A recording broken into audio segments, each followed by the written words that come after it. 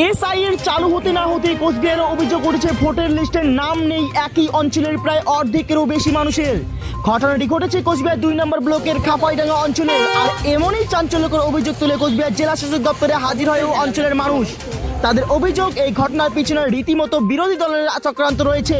গত লোকসভা নির্বাচনে কিন্তু এই অঞ্চলের মানুষেরা ভোট দিয়েছে, তবে ঠিক কেন এমন ঘটনা ঘটলো তার এই উত্তর পেতে কিন্তু আজ তারা কোচবিহার জেলা শাসক দপ্তরে হাজির হয়।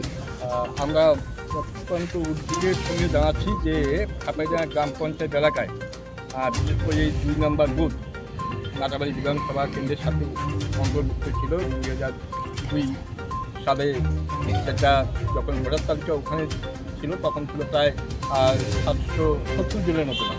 কিন্তু আমরা ইতিমধ্যে লক্ষ্য করলাম করার প্রাথমিকটা আমরা যে লিস্ট করলাম তাতে দেখলাম 140 জনের নাম। এবং এটা বরাবর এই বুথটা তৃণমূল কংগ্রেস যেহেতু খুব ভালো পরিষেবা এলাকায় দেয় এবং তার জন্য ওখানকার মানুষ তৃণমূল কংগ্রেসের প্রার্থীদের বিভিন্ন সবাই বিভিন্ন লোকসভা বলেন বিধানসভায় বলেন প্রায় 250-270 এরকম ভোটে লিড প্রতিবারে পায়। সেহেতু এই সময় এখন আমরা দেখছি যে 140 জনের নাম, বাকিদের নাম উধাও। এবং কিছুদিন আগে যে নিশ্চিত প্রামাণিক যে সারা কুচবিহার জেলা মিলে 3 লক্ষের একটা টার্গেট দিয়েছে, এই যে বাতিল হচ্ছে, উনি কিভাবে বলতে পারে যে আগাম 3 লক্ষ ভোট বাদ যাবে কুচবিহার থেকে?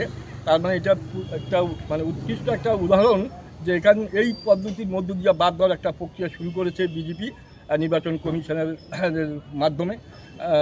সেই জন্য আমরা বিশেষ করে নির্বাচন কমিশনকে যেরকম ধিক্কার জানাই, পাশাপাশি বিজেপির যে এইরকম উদ্ভূত পরিস্থিতি তৈরি করার জন্য যারা খেটে খাওয়া মানুষ, শ্রমজীবী মানুষ যারা দীর্ঘদিন থেকে ওই বুথ কেন্দ্রে ভোট দিয়ে আসছে, তাদের অধিকাংশ মানুষের ভোটাধিকার প্রয়োগ করতে পারবে না যেরকম পরিস্থিতি তৈরি হয়েছে। তাই আমরা এটা চাই খুব তাড়াতাড়ি দ্রুত যাতে এটা সমস্যা নিরসন হয়। তার জন্য আমাদের দাবি এডিএম সাহেবের কাছে রেখে আসলাম, ডিএমকে যেতে পারলাম না। আমরা আমাদের বক্তব্য জানালাম এবং আমরা খসড়া যে ভোটার তালিকা এসআইআর চলাকালীন আমাদের হাতে এসে পৌঁছেছে তাতে আমরা দেখলাম যে মাত্র 140 জনের নাম।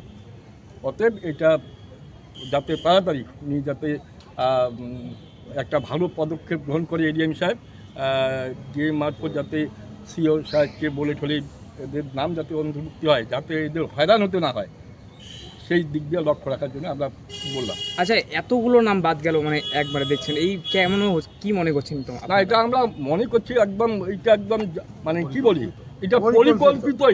এটা একদম কোনো ইয়ের মধ্যে কারণ না, কারণ যেহেতু এই বুথটা প্রায় 250-300 ভোটে লিডার পায় প্রতিবারে, সেহেতু এই লিডটাই মানে এই বুথটাই বাদ দিয়ে দেওয়ার মানে বিরোধীদের চক্রান্ত। একটা বিরোধী মানে এটা একদম বিজেপির একদম অঙ্গুলিনী হেরোনে হচ্ছে এটা।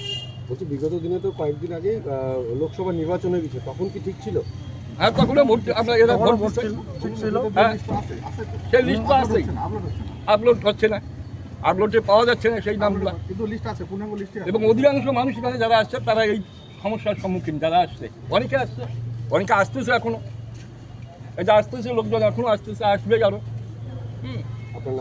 আমার হচ্ছে হলদর সরকার, প্রধান, খাপাইডাঙ্গা গ্রাম পঞ্চায়েত।